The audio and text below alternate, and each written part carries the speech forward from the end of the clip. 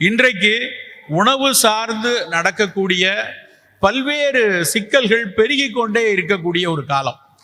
ஒரு தெளிவான உணவு பற்றின புரிதல் குழந்தைகள் முதல் பெரியோர்கள், வயதினர், முதியோர் வரைக்கும் நம் அத்தனை பேருக்கும் மிக மிக தெளிவாக தெரிய வேண்டிய விஷயங்கள் நிறைய இருக்கு.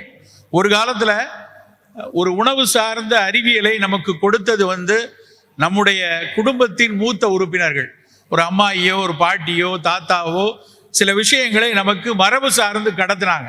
அவர்களுடைய உரையாடல்கள் மூலமாக, வீட்டில் நடக்கக்கூடிய விழாக்கள் மூலமாக, வீட்டில் செலுத்தக்கூடிய சிறு சிறு அக்கறைகள், கரிசனங்கள் மூலமாக இவற்றில் பல அக்கறைகளை கடத்தி கொண்டு வந்தாங்க. ஆனா காலம் நமக்கு இன்னைக்கு ஓடிக்கொண்டே பல்வேறு வணிகம் சார்ந்து, பல்வேறு தொழில் சார்ந்து, அலுவல்கள் சார்ந்து ஓடி நம்மெல்லாம் ஒரு சேட்டலைட் குடும்பங்களா மாறினதுக்கு அப்புறம் இப்படியான விஷயங்களை சொல்வதற்கு, வீட்டில் மூத்த உறுப்பினர்கள் சொல்வதை கேட்பதற்கும் அதை சொல்வதற்கும் ஆட்கள் இல்லாமல் போயிற்று. யார் சொல்கிறார்கள் என்றால், ஒருமன ஊடகங்களில் மூலம் கூச்சலோடு சொல்லக்கூடிய விஷயம், அதுவும் வணிக கண்ணிகளோடு, வணிகத்தில் எதை முன்னிறுத்த வேண்டும் என்பதையும் அறிவியலின் சாயம் கொண்டு வணிகம் எதை சொல்கிறதோ அதை மட்டும்தான் நம்ம காது கொடுத்து கேட்டுக்கொண்டிருக்கக்கூடிய ஒரு சூழல்ல நம்ம இருக்கோம். இந்த சூழல்ல இந்த உணவு சார்ந்து நடக்கக்கூடிய இந்த நகர்வுகள்ல பெரிய ஒரு சிக்கல் என்ன உருவாகி கொண்டே இருக்குதுன்னா, முன்னெப்போதும் இல்லாத அளவுக்கு நோய் கூட்டங்கள் கூட்டிகிட்டே வர்றது. இந்த நோய் கூட்டங்கள் ஒரு காலத்தில் நமக்கு ஒரு கம்யூனிகபிள் டிசீஸ்னா ஒரு சில அம்மை முதலான, இல்லை ஒரு பாக்டீரியாக்கள்னால வரக்கூடிய சில நோய்களும், வைரஸ்கள்னால வரக்கூடிய நோய்கள் மட்டும் இருந்துச்சு. முதுமையில் ஒரு வயோதிகத்தினுடைய உச்சத்தில் ஒரு 75-80 வயதுக்கு மேலே மட்டும் ஒரு புற்றுநோய்களோ, இல்லை 65-70 வயதுகளுக்கு மேலே சர்க்கரை, இரத்த கொதிப்பு அப்படின்னாலே ஒரு முதுமையில் ஒரு ரிட்டையர்மெண்ட் ஏஜில் வரக்கூடிய ஒரு நோயாக இருந்தது. கடுமையாக உழைத்து ஓய்வெடுக்க முடியாத அளவுக்கு உழைத்து திரும்ப ஓய்வு காலம் வரும்போது தூக்கமின்மையினாலும் பல மன அழுத்தங்கள்னாலும் ஒரு 65 வயசுல இரத்த கொதிப்பு வர்றதுங்கிறது ஒரு சாதாரண விஷயமா இருந்துச்சு. ஆனா இன்றைக்கு 25 வயதுல உள்ள நபர்கள்ல, பல நபர்கள்ல கிட்டத்தட்ட 20% மேல இரத்த கொதிப்பு இருக்கு அப்படின்னு ஒரு ஆய்வு அறிக்கை சொல்லுது. சர்க்கரை வியாதினா, நாங்கள்லாம் படிக்கிற காலத்துல சர்க்கரை வியாதி யாருக்கு வரும் அப்படின்னா, வேடிக்கையாக சொல்லுவோம், அதெல்லாம் முட்டுல பசி எடுக்கும் போது முந்திரி பருப்பை வறுத்து சாப்பிட்றவங்களுக்கு வரும், பணக்காரர்களின் வியாதி. இன்னும் அதை ஆங்கிலத்தில் ரிச் மேன் டிசீஸ்னே எழுதியிருக்கிற காலம்லாம் உண்டு. அவங்களுக்கு மட்டும்தான் சர்க்கரை வியாதி அப்படிங்கிறது வரக்கூடிய காலம் இருந்துச்சு. ஆனால் இன்றைய சூழல் அப்படியா இருக்கு. சர்க்கரை வியாதிங்கிறது பணக்காரர் ஏழைங்கிற வேறுபாடெல்லாம் இல்லை. 25 வயசு 30 வயசுலேயே இன்னைக்கு பெரிய அளவில் கூடிக்கொண்டிருக்கு. இப்போ கடந்த ஆண்டு ஜூன் மாதத்தில் ஒரு பெரிய ஆய்வு வெளியாச்சு. 11 வருஷம் ஆய்வு நடத்தி போன ஜூன்ல 2024 ஜூன்ல இந்திய மருத்துவ அறிவியல் கழகம் ICMR அவங்க அந்த அறிக்கையை வெளியிட்டாங்க. அதில் அவங்க சொன்னது என்ன அப்படின்னா, 25 45 வயதுக்குள்ளாக இருக்கக்கூடிய பெருவாரியான மக்கள் சர்க்கரை வியாதிக்குள்ள நுழைந்து கொண்டிருக்கிறாங்க. கொஞ்சம் எச்சரிக்கையா இருக்கணும். ஒட்டுமொத்த மக்கள் தொகையில நாங்க படிக்கிற காலத்துல 5-7% தான் டயபெட்டிக் அப்படின்னு வந்துச்சு. இன்னைக்கு நேரடியா டயபெட்டிக் 10-12% வந்தாச்சு. சர்க்கரை வியாதிக்குள்ள நுழைகிறவங்க another 15% இருக்கக்கூடிய ஒரு சூழல் இருக்கு.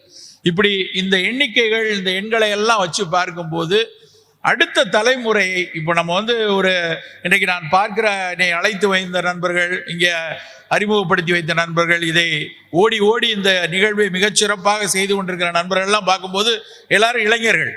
எல்லாருக்கும் பார்க்கும்போதே தெரியுது ஒரு 30 வயசுல இருந்து 45 வயசுக்குள்ளதான் இருக்கும் மேக்சிமம். இவர்கள் தான் மாற்றத்தை இந்த சமுதாயத்தில் கொடுக்க முடியும். ஒரு வீட்டிலோ, ஒரு சமூகத்திலோ, ஒரு ஊரிலோ, ஒரு நாட்டிலோ, எந்த ஒரு இலக்கிலும் மாற்றத்தை கொடுக்கக்கூடிய வயதுனா 25-45 வயசு தான். ஆங்கிலத்தில் ப்ரொடக்டிவ் ஏஜ் ஸ்பேன் அப்படிம்பாங்க. அந்த ப்ரொடக்டிவ் ஏஜ் ஸ்பேன் தான் இன்னைக்கு சிக்கலாகவும் இருக்கு. இப்படி இருக்கக்கூடிய 25-45 வயதுல இருக்கக்கூடிய பல்வேறு நபர்கள்ல எய்தர் சர்க்கரை நோய் வந்ததாகவோ, இல்லைன்னா வந்துருமோங்கிற ஒரு அச்சத்திலேயோ, இல்லைன்றால் வந்தால் கூட மனதில் ஏற்றுக்கொள்ளாமல், அதெல்லாம் ஒன்றும் இல்லை, எனக்கு ஒன்றும் இல்லை, நான் மேனேஜ் பண்ணிக்குவேன், சும்மா இவங்க நம்பரை மாற்றி மாற்றி சொல்லிட்டு இருக்காங்க, அப்படி தன்னைத்தானே ஏமாற்றி கொண்டு நோய்வாய்ப்பட்டக்கூடிய கூட்டம் வந்து தமிழகத்தில் அதிகமாக இருக்கு. அதை நான் சொன்னேன் ஒரு ஆய்வறிக்கை, அந்த ஆய்வறிக்கையில் ஒவ்வொரு மாநிலமா போடுறாங்க. எந்த மாநிலத்தில் மிக அதிகமாக இருக்கோ அதுக்கு வந்து ஒரு சிகப்பு நிறம், மிக அதிகமாக சர்க்கரை இருந்ததுன்னா சிகப்பு நிறம், கூடிக்கொண்டே இருக்கிறதுக்கு இளஞ்சிவப்பு ரோஸ் கலர்ல அந்த இது, அதுக்கப்புறம் இன்னும் கூடிரும் இப்பதான் துவங்க ஆரம்பிச்சிருக்கு அப்படிங்கிற இடத்துல பழுப்பு நிறத்தில் ஒவ்வொரு மாநிலங்களாக அந்த கட்டுரையில வந்து படம் போடுறாங்க. நம்ப மாட்டீங்க, நம்மளுடைய தமிழ்நாடு ரத்த சிவப்புல இருக்கு. எல்லாத்திலையும் சர்க்கரை, இரத்த கொதிப்பு, எடை கூடல், இரத்த கொழுப்பு, புற்றுநோய்களினுடைய ஆரம்பம் எல்லாமே அடர் சிவப்பு நிறத்தில் தமிழ்நாடு. அதுக்கு போட்டியா பக்கத்திலேயே கேரளம். இந்த ரெண்டு மாநிலத்தை தாண்டி அடுத்து எங்க அதிகமா இருக்குன்னு பாத்தீங்கன்னா மேல உச்சியில பஞ்சாப்ல, ஹரியானால, அப்புறம் கொஞ்சம் கீழே மகாராஷ்டிரால, இங்கதான் வந்து சிகப்பு நிறத்துல கூடியிருக்கு. இந்த மாநிலங்களுக்கும் இந்த சக்கரை வியாதிக்கும் என்ன தொடர்பு இருக்குன்னு பார்த்தா இதெல்லாம் வளர்ந்து வரக்கூடிய மாநிலங்கள் அல்லது வளர்ச்சி பெற்ற மாநிலங்கள். நமக்கு அப்படியே மேல இருக்கிற கர்நாடகா, தெலுங்கானா, ஆந்திரா கூட அதிகமா அரிசி சாப்பிடக்கூடிய மாநிலம் தான். ஆனா அங்க விட நமக்கு ஏன் ரத்த சிவப்பா இருக்குன்னா அவங்கள விட நம்ம வளர்ச்சியில் அதிகமா இருக்கும். எல்லா வகையிலையும் வளர்ந்து வரக்கூடிய மாநிலம் தமிழகம், கேரளா, மேல பஞ்சாப், மகாராஷ்டிரா, நமக்கு எல்லாம் தெரியும். ஆனா வளர்ச்சி எங்க இருக்கோ அங்க சிக்கலும் கூடிக்கொண்டே இருக்கு. ஏன் சரியான உணவு எடுக்கலையா, இல்லை என்றால் குப்பை உணவை அதிகம் எடுக்கிறார்களா, இல்ல மன அழுத்தம் கூடி இருக்கிறதா, இல்லைன்னா வந்து ஒரு தூக்கமின்மை அதிகமா இருக்கா, மன உளைச்சல் அதிகமா இருக்கா, இப்படி பல கேள்விகள் அந்த கட்டுரை வந்து கொடுத்துட்டு அந்த கட்டுரையினுடைய முடிவில் என்ன சொல்றாங்கன்னா ஒவ்வொரு மாநிலமும் இந்த புள்ளிவிவரங்களை வைத்து கொண்டு தங்களுடைய நல பாலிசியை, health policy of the state வந்து இந்த நம்பரை வச்சு பண்ணுங்க அப்படின்னு அந்த கட்டுரை முடியும். ரொம்ப ரொம்ப முக்கியமான, உலகமே உற்று பார்த்த கட்டுரை அது. ஏன்னா சும்மா ஏனாதானம் பண்ணதில்ல, 11 வருஷமாக ஆய்வு செய்து இந்த முடிவை அவங்க சொல்லியிருக்காங்க.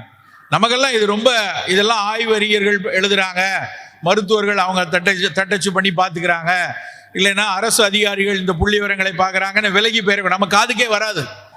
ஆனால் நமக்கு தெரியணும். இது ஏன் தெரியணும் அப்படின்னா நம் வீட்டில் உள்ள நபர்கள் இதில் இருக்கக்கூடிய கருஞ்சிவப்பு நிறத்துக்கு, அந்த மாநிலங்கள் சிவப்பு நிறமாக இருக்கிறதுக்கு நம்ம வீட்டில் உள்ள உறுப்பினர்களும் மிக மிக முக்கியமான காரணம்.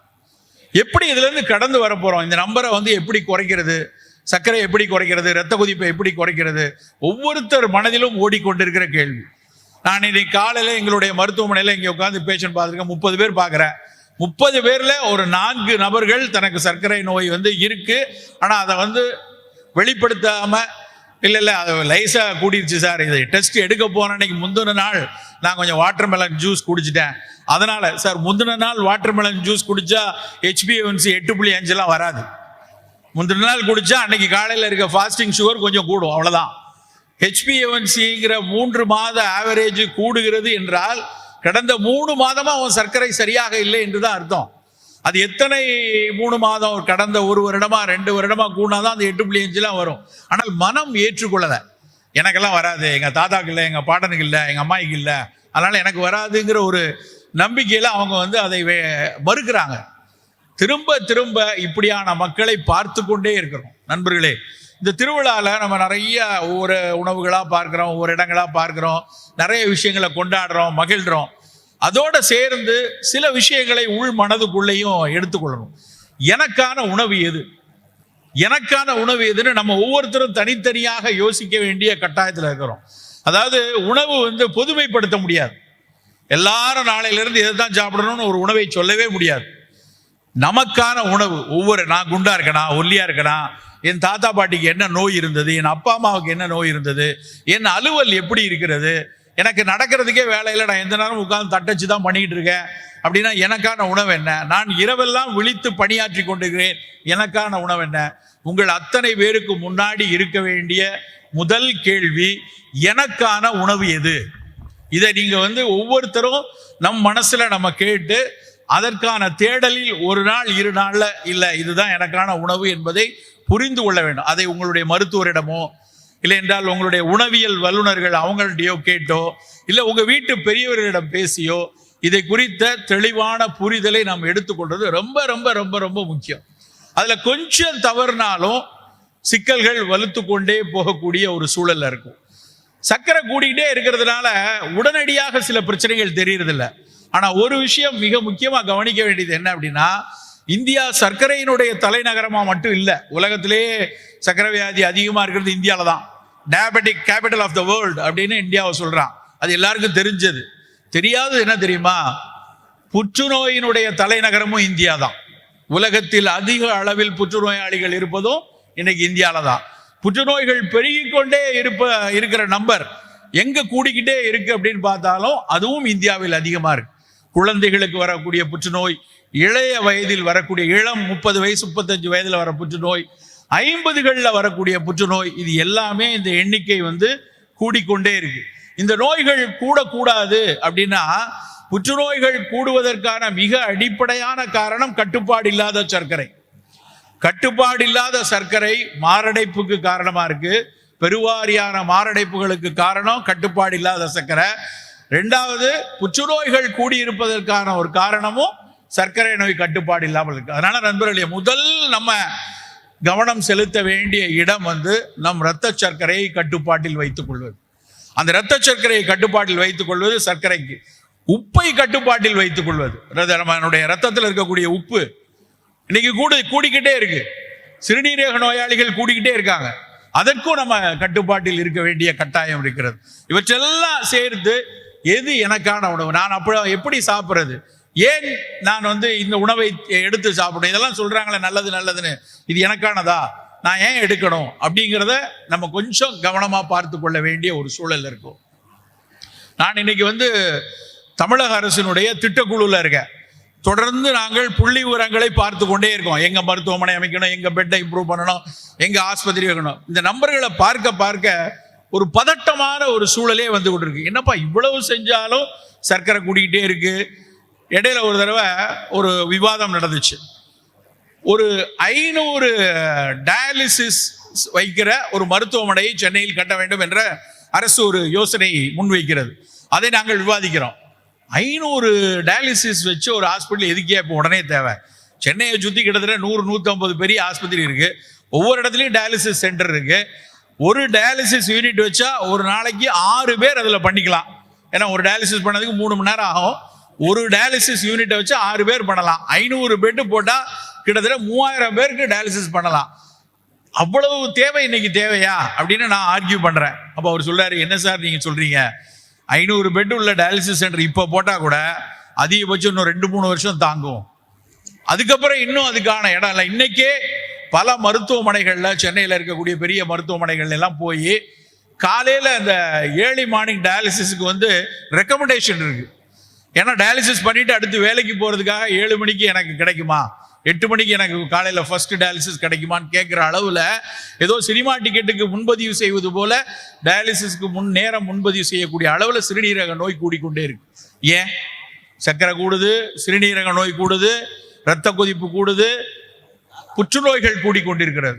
இது எல்லாத்துக்கும் மிக மிக அடிப்படையான காரணம் உணவும் சுற்றுச்சூழலும். சூழலில் நடக்கக்கூடிய பல்வேறு மாசுக்கள், சுற்றுச்சூழல்ல நடக்கக்கூடிய பல சிக்கல்கள் இதற்கான காரணம். நாங்கெல்லாம் முன்னாடி காற்றில் மாசுபடுது, காத்துல எல்லாம் ரொம்ப நிறைய கெமிக்கல்கள் இருக்கு, காற்று மாசுபடுதுன்னா நாங்கள் நினைச்சது கொஞ்சம் இரைப்பு நோய் வரும், காற்று மாசுபட நிறைய தும்மல் வரும், கொஞ்சம் சைனஸ் தொந்தரவு வரும், அப்படிதான் நினைத்து கொண்டிருந்தோம். ஆனா இன்னைக்கு காற்று மாசுபடுறதுனால பார்க்கின்சோனிசம் வருங்கிறான். நடுக்குவாதம்னு சொல்லக்கூடிய வயோதிகத்துல, முதுமையில ஒரு 65-70 வயதுக்கு மேல நம்மளுடைய மூளையில இருக்கக்கூடிய டோபமின் அப்படிங்கிற ஒரு சத்து குறைஞ்சதுன்னா லேசா கை நடுக்கம் இருக்கும். அது இயல்பா வரக்கூடிய பல்வேறு நபர்களுக்கு வரக்கூடிய சரியான மருத்துவம் எடுத்து கட்டுப்பாட்டில் வச்சுக்கலாம். ஆனா 30 வயசு 35 வயசுல பார்க்கின்சோனம், நடுக்குவாதம்ங்கிறது காற்று மாசுபடுவதால் வருகிறது என்று கண்டுபிடிக்கிறாங்க. அதை விட மோசம், எங்கே காற்று மாசுபட்டல் இடம் இருக்கோ அந்த இடத்துல சர்க்கரையும் கூடுகிறது என்று இப்போ புள்ளிவிவரம் வர ஆரம்பிச்சு. நான் சொன்னேன், காற்று மாசுபடுதல்னா ஏர் குவாலிட்டி இண்டெக்ஸ் பாங்க. இங்கே ஒரு ஸ்கொயர் மீட்டர் ஏர் எடுத்து அந்த ஸ்கொயர் மீட்டர்ல எவ்வளவு கெமிக்கல் கலந்திருக்கு, எவ்வளவு கனிமங்கள் இருக்கு, எதெல்லாம் கரைந்து இருக்கிறது என்று அளந்து பார்த்து AQI மாங்க, ஏர் குவாலிட்டி இண்டெக்ஸ் மாங்க. அந்த ஏர் குவாலிட்டி இண்டெக்ஸ் வந்து உலக சுகாதார நிறுவனம் என்ன சொல்லுதுன்னா 100 இருக்கணும், மேக்சிமம் 100 இருக்கணும் AQI-ன்னு. சென்னையில 400 இருக்கு இப்பவே. இதாவது பரவாயில்ல, நம்முடைய தலைநகரத்துல ஒரு இடத்துல வந்து 900 இருக்கு. இங்க 400, அங்க 900. ஆனா சுவிட்சர்லாந்து மாதிரி ரொம்ப வளர்ந்த நாடுகள் எல்லாம் 100 வைத்திருக்கிறார்கள். அப்ப எதுக்கு அது சொல்லனா, ஒரு பக்கம் சுற்றுச்சூழல் மாசு அடைந்து போயிருக்கிறது, அதை உடனே நீங்களும் நானும் போய் டக்குன்னு மாத்திர முடியாது. ஆனா நம்ம கையில இருக்கிற விஷயம் என்ன அப்படின்னு எடுத்தா உணவு தான். இந்த உணவு விஷயம் மட்டும் இன்றைக்கு வரைக்கும் உங்களுடைய தேர்வுல யாரும் உங்க வாய்க்குள்ள போய் ஒரு குப்பையை திணிச்சிட முடியாது. நாம் கொஞ்சம் சமயோஜிதமாக, நம்ம கொஞ்சம் அக்கறையாக எனக்கு எந்த உணவுன்னு தேர்ந்தெடுத்தோம்னா நம்ம கொஞ்சம் ஓரளவுக்கு பாதுகாப்பாக இருக்கலாம். அப்படி என்ன மாதிரி விஷயங்களை தேர்ந்தெடுக்கலாம், எந்த மாதிரி உணவுகள் நமக்கான உணவு அப்படின்னு தேர்ந்தெடுக்கலாங்கிறத மட்டும் கொஞ்சம் விரித்து பார்க்கலாம். நண்பர்களே, நமக்கு வந்து உணவுங்கிறது வந்து ஒரு நாள் 2 நாள்ல வந்த விஷயம் கிடையாது. இன்னைக்கு நம்ம சாப்பிட்ற ஒரு சாப்பாடு எடுத்துக்கிட்டோம்னா சோறுன்னு எடுத்தோம்னு வச்சுக்கோங்களேன். இந்த சோறு அப்படிங்கிற வார்த்தையே எவ்வளவு முக்கியமான வார்த்தை தெரியுமா? நம்ம சோறு என்கிற சொல்லை நிறைய பேர் அதை சொல்றதை கூட மறந்து சாதம்னு மாத்திட்டாங்க. சாதம் நம் சொல்லல, சங்க இலக்கிய காலத்திலிருந்து நம்ம கிட்ட இருந்தது சோறு தான். எத்தனை இலக்கியம் எடுத்து பார்த்தீங்கன்னாலும் சோறு தான். பெருமையா நம்ம வந்து சோறு என்கிற சொல்லை பயன்படுத்தணும். அந்த சோறுங்கிற சொல்லை விட்டு சாதம் பிரசாதம்லாம் வடமொழியிலிருந்து வடத்துல இருந்து வந்த விஷயம். நமக்கு அது இல்லை, நமக்கு சோறு. அடிசல், கும்மாயம், ஊன் சோறு. இன்னைக்கு நம்ம பிரியாணின்னு சாப்பிடக்கூடிய விஷயம் வந்து அந்த காலத்துல ஊன் சோறுன்னு இருந்தது. ஊன் கொழுப்பு, ஊன்னா புலால் உணவு. அந்த புலால் உணவுல ஊன் சோறுங்கிறது சங்க இலக்கிய காலத்துல இருந்தது. அடிசல், இன்னைக்கு நம்ம சாப்பிடக்கூடிய குழம்புன்னு சொல்றோமே, சாம்பார், ரசம், இதுக்கெல்லாம் முந்தைய மூத்த சொல் வந்து அடிசில் தான். அதுக்கப்புறம் பின்னாடி வேற வகையா ரொம்ப பிற்காலத்துல தான் இந்த சாம்பார் ரசம்லாம் வந்தது. அவ்வளவு நெடுங்காலமாக சோறு என்கிற விஷயம் நமக்கு இருக்கு. இந்த சோறு உணவு குறித்து இலக்கியங்கள்ல பல கருத்துக்கள் இருக்கு. ஔவையோட பாடல்லாம் உங்களுக்கு தெரியும். ஒரு நாள் சாப்பாடு இல்லாம இருக்க முடியல, அப்படி என்னதான் இந்த சோறு இருக்குன்னு ஒரு வலிந்து வேதனையோடு ஔவை பாடியிருக்காங்க. இந்த ஒட்டுமொத்த உடலே இந்த ஒருவேளை சோறுக்கு தானே இருக்கு அப்படின்னு அவங்க பாடிய பாடல், ஔவையினுடைய பாடல் இலக்கியத்தில் அவ்வளவு காலம் இருக்கு. அதனால காலகாலமாக நம் உணவை நம் மூத்தவர்கள் செம்மைப்படுத்தி இன்னைக்கு நம்ம சாப்பிடக்கூடிய உணவு பழக்கத்துல வந்திருக்காங்க. ஆனா 1995க்கு அப்புறம், 92, 93க்கு அப்புறம் நம்ம படு வேகமாக நம்ம மரபு உணவை தொலைக்க ஆரம்பிச்சிட்டோம். அது என்ன சார், 92, 93க்கு அப்புறம், 92, 93களுக்கு அப்புறம் புதிய பொருளாதார கொள்கைகள்லாம் வந்ததுக்கு அப்புறம் நிறைய இடத்துல நம்ம வளர்ச்சி நிறைய வந்தது. நம்மளுடைய தொழில் வளர்ந்தது, பல்வேறு வளர்ச்சிகள் வந்தது. கூடவே பல குப்பை உணவுகளும் உள்ள வர ஆரம்பிச்சிச்சு. ஒன்னொன்னா உள்ள வர ஆரம்பிச்சு இன்னைக்கு கிட்டத்தட்ட 4000க்கும் மேற்பட்ட நமக்கு தெரியாத ஃபங்க்ஷனல் இன்கிரிடியன்ட் அப்படிம்பாங்க, பல ரசாயனங்கள் நம்ம உணவுக்குள்ள உலாவ ஆரம்பிச்சிருச்சு. நம்ம வீட்டில் சாம்பார் வைக்கும் போது நம்ம அம்மா வந்து கொஞ்சம் உப்பு கூட இருக்கா குறையா இருக்கான்னு உப்பு போடுவாங்க அதிகபட்சம். என்னைக்காவது உங்க வீட்டில் மோனோசோடியம் குளூட்டமேட் தூக்கி போட்டு சாம்பார் வைப்பாங்களா? இல்லை ரசம் வைக்கும் போது வந்து கொஞ்சம் பொட்டாசியம் நைட்ரேட் கொண்டு வைப்பாங்களா? ஆனா இன்னைக்கு நம்ம வெளியே போய் சாப்பிடக்கூடிய பல குப்பை உணவுகள்ல இப்படியான ரசாயனங்கள் அவசியம் இல்லாமல், ரொம்ப நல்லா கவனிச்சுக்கணும், என்னன்னா அவசியம் இல்லாமல் ஏதோ ஒரு, அது பாதுகாப்பா இருக்கணும், ரொம்ப நாள் ஷெல்ஃப் லைஃப் இருக்கணும், ரொம்ப நாள் வந்து அது வந்து கலர்ஃபுல்லா இருக்கணும், நமக்கு வேண்டிய வடிவத்தில் இருக்கிறோம்னு ஏகப்பட்ட குப்பை ரசாயனங்கள் நம்ம உணவுக்குள்ள ஜங்க் ஃபுட்டா கூடிக்கொண்டே இருக்கு. இந்த ரசாயனங்கள்லாம் ஒவ்வொன்றும் ஏதோ ஒரு வகையில நமக்கு ஒரு நோயை கொடுத்து விடுமோ என்கிற அச்சம் ஒட்டுமொத்த உலகின் வல்லுநர்களுக்கும் இருக்கு. ஆனால் சந்தை ஒரு பக்கத்தை கொடுத்து கொண்டே இருக்கு. நம்ம இன்னைக்கு பார்த்து பரவசமடைஞ்சு சாப்பிடக்கூடிய பல உணவுகளுக்கு பின்னாடி இந்த அரசியல் ஒளிந்து கொண்டே இருக்குதா இருக்கு. அப்ப நம்ம ரொம்ப கவனமா இருக்கணும், எனக்கு என்ன உணவு வேணும். நம்ம இப்படியெல்லாம் பேசு பொருளா இருந்து கொண்டிருக்கிற விஷயத்த அலட்சியமா நம்ம வந்து கடந்துட்டு இன்னைக்கு ஒரு நாள் தானே சாப்பிட்டுக்கலாம், இன்னைக்கு ஒரு நாள் தானே இருக்கலாம் அப்படின்னு வரும்போது மெல்ல மெல்ல மெல்ல ஏதாவது ஒரு பிரச்சனையை உண்டாக்கி கொண்டே இருக்கிறது. வயோதிகத்தில் தான் வர நிறைய பெண்கள் உட்கார்ந்துருக்கீங்க. உங்களுக்கான ஒரு செய்தி சொல்றேன். பெண்கள்ல வந்து நாங்க கல்லூரியில படிக்கிற காலத்துல வந்து மார்பக புற்றுநோய் யாருக்கு வரும்னு ஒரு கொஸ்டின் உண்டு. பெண்கள்ல மார்பக புற்றுநோய் யாருக்கு வரும் அப்படின்னு கேட்டா 2 பதில் தான். யாருக்கு வரும்னு கேட்டா 2 பதில். பாலூட்டாத மகளிருக்கு, திருமணம் செய்யாமல் பாலூட்டுவதற்கான வாய்ப்பு இல்லாமல் போன நன்ஸ் அண்ட் நான் லாக்டேட்டிங் மதர்ஸ், அவங்களுடைய முதுமையில மார்பக புற்றுநோய் வரலான்னு படித்தோம். ஆனா இன்றைக்கு நீங்க போய் கூகுள் பண்ணி பாருங்க, நம்முடைய யாருக்கு புற்றுநோய், பெண்கள்ல யாருக்கு புற்றுநோய் அதிகம் வருதுன்னு பாத்தீங்கன்னா 30 to 35 வயதுக்கு உள்ளார இருக்கக்கூடிய பாலூட்டிய, சில வேளைகளில் பாலூட்டி கொண்டிருக்கிற மகளிருக்கு மார்பக புற்றுநோய் வருது. என்னாச்சு? நான் படிச்சு 30 வருஷம் தான். அது 30 வருடத்துக்குள்ள இப்படி ஒரு புரட்டி போடக்கூடிய ஒரு சூழல்.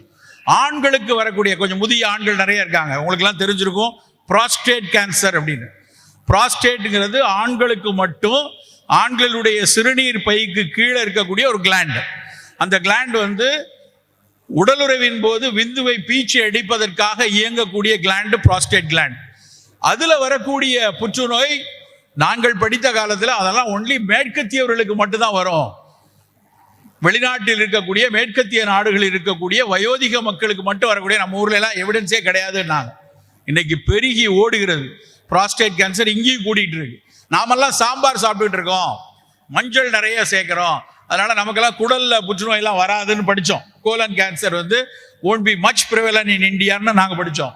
ஆனால் இன்றைக்கு பெருகி வரக்கூடிய ஆண்களுக்கு, குறிப்பாக நல்லா புரிந்து கொள்ளணும், ஆண்களுக்கு பெருகி வரக்கூடிய புற்றுநோய்களில் வயிறு சார்ந்து, குடல் சார்ந்து வரக்கூடிய நோய்கள் கூடிக்கொண்டே இருக்கு. நண்பர்களை, ரொம்ப ரொம்ப ரொம்ப எச்சரிக்கையாக இருக்க வேண்டிய ஒரு காலத்தில் இருக்கும். நமக்கு வராது அப்படின்னு நம்ம எடுக்க முடியாது.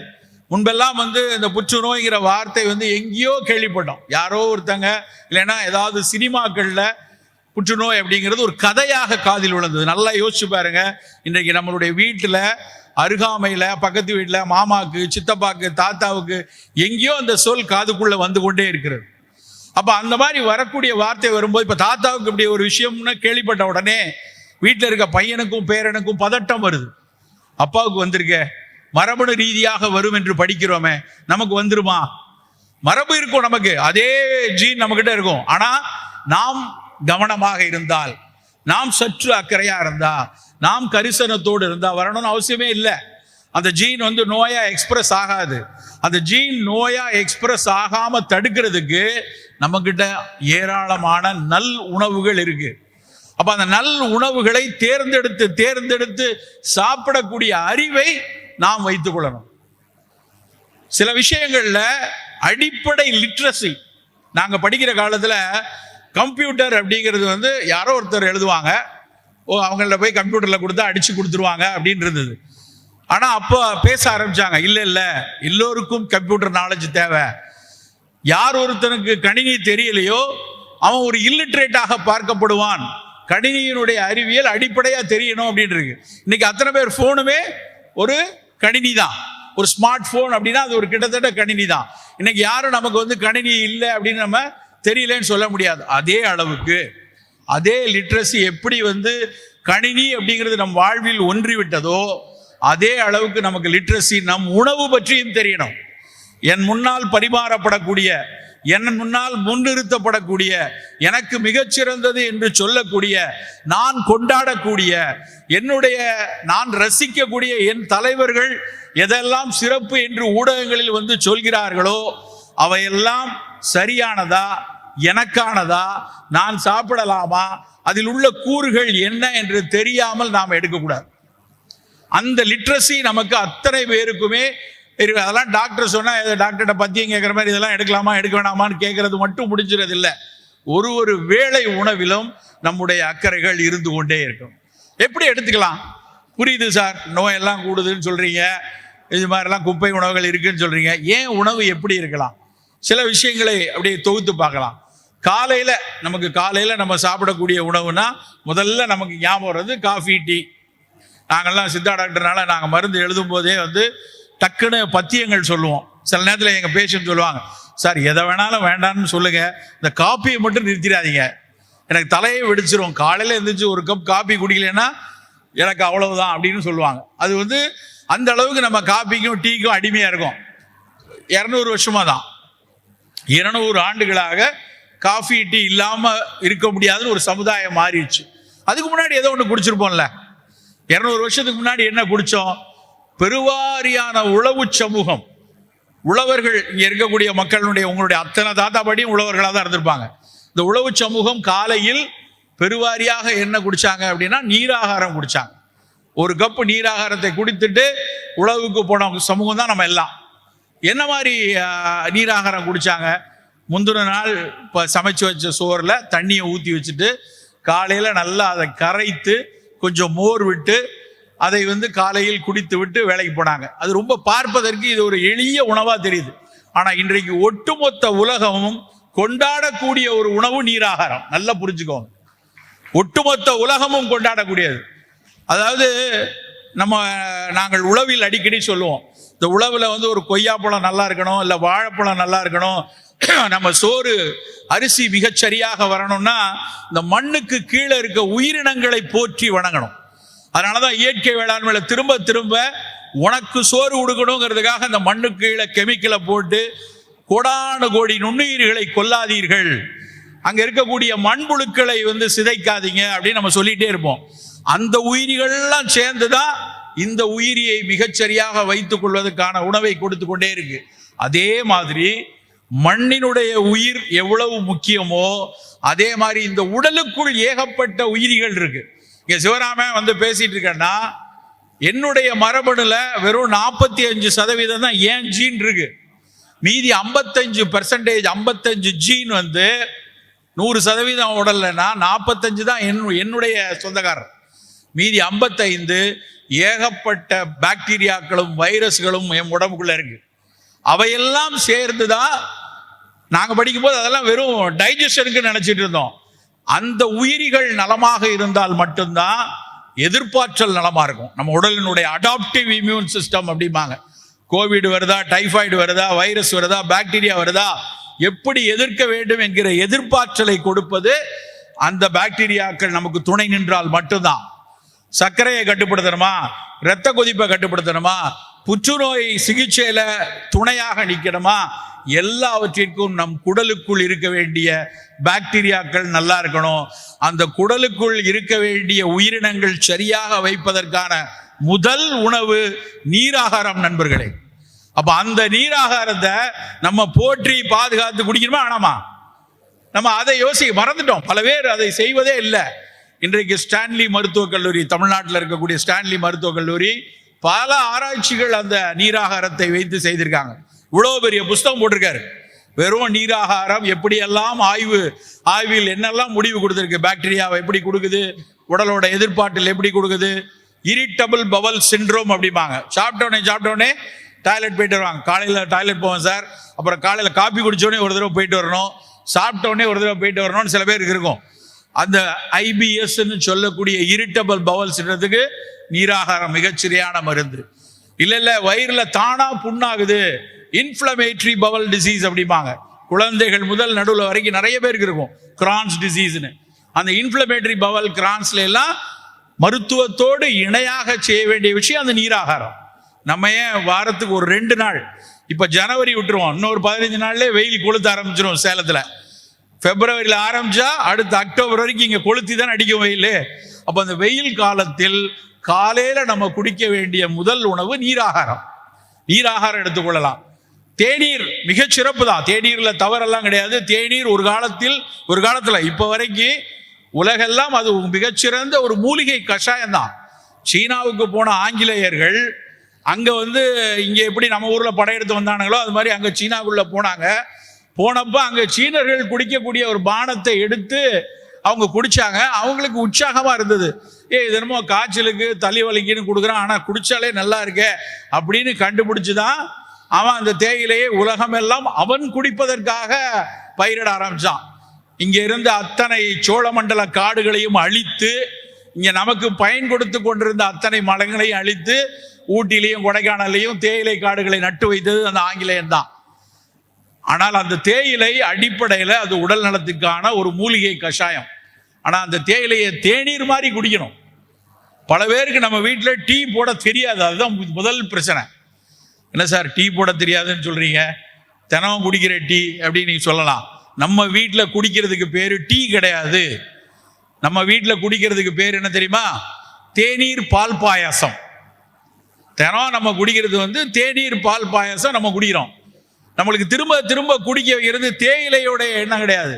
அதுல இருக்கக்கூடிய பாலும் இனிப்பும் நம்ம மனசுல பதிஞ்சுக்கிட்டு அதுதான் நம்மளை திரும்ப திரும்ப குடிக்க வைக்குது. நம்ம உண்மையிலேயே தேயிலை குடிக்கிறோம்னா நல்ல கொதிக்கிற வெந்நீர்ல ஒரு தேக்கரண்டி தேயிலையை போட்டு ஒரு 2-3 நிமிடங்கள் காத்திருந்து அதுக்கப்புறம் அதை எடுத்து வடிகட்டி குடிச்சா அதுதான் தேநீர். வெறும் தேநீர் நம்மளுடைய இரத்த நாளங்கள்ல வரக்கூடிய நோய்களை கூட தீர்க்கும் அப்படின்னு இன்னைக்கு அறிவியல் சொல்லுது. புற்றுநோய்களுக்கு சிறப்பு, சர்க்கரைக்கு சிறப்பு. ஆனா அந்த தேநீர் வெறுமன கட்டஞ்சாயான்னு சொல்லுவாங்க இல்லையா, அது மாதிரி வெறுமன வெந்நீரில் தேயிலையை போட்டு மூடி வைத்து அது குடிச்சாதான் அது உடலுக்கு நல்லது. அது மட்டுமா, அது இல்லாமல் நீங்கள் ஏதாவது ஒரு தினம் ஒரு நாளைக்கு இது மாதிரி ஒரு வெறும் தேநீர் குடிச்சுக்கலாம். இன்னொரு நாளைக்கு ஆவாரை தேநீர் குடிக்கலாம். ஆவாரை பூத்திருக்க சாவாரை கண்டதுண்டோ அப்படின்னு சொல்லி ஒரு மொழி உண்டு சித்த மருத்துவத்துல. அவ்வளவு சிறப்பு ஆவாரை, அவ்வளவு மனிதனோடு வாழ்க்கையோடு ஒன்றி இருந்திருக்கிறது ஆவாரை. நான் ஒரு முறை ஒரு கொங்கு தமிழர் ஒருத்தருடைய வீட்டினுடைய இறுதி சடங்குக்கு போயிருந்தேன். அந்த இறுதி சடங்குல கடைசியாக அவருடைய மரணித்த அவருக்கு அவர் உடலை தகனம் பண்ணுவதற்கு முன்னாடி அங்க உள்ள ஒரு பெரியவர் தேடி தேடி ஆவாரம்பூ எடுத்துட்டு வான்னு சொல்லி ஒரு ஆவார குச்சியை எடுத்து அந்த இடத்தில் நட்டு வைத்தாங்க. இங்கேயும் அந்த பழக்கம் இருக்கு.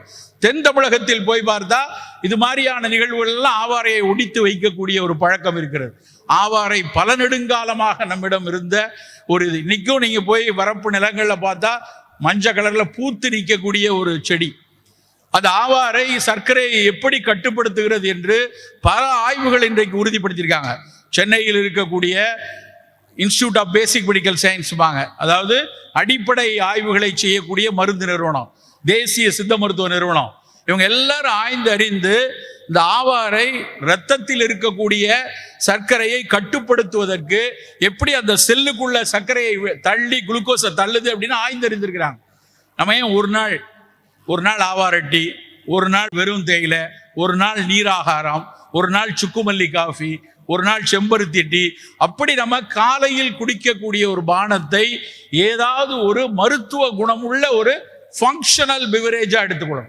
இந்த ஃபங்க்ஷனல் ஃபுட் நியூட்ரோசூட்டிக்கல் அப்படிங்கிற சொல் இன்றைக்கு மிகப்பெரிய பலபலம். கியோட்டோ என்று ஜப்பானில் ஒரு பல்கலைக்கழகம் இருக்கு. அந்த ஊர்ல இருக்கக்கூடிய பல்கலைக்கழகம் கியோட்டோ பல்கலைக்கழகம்.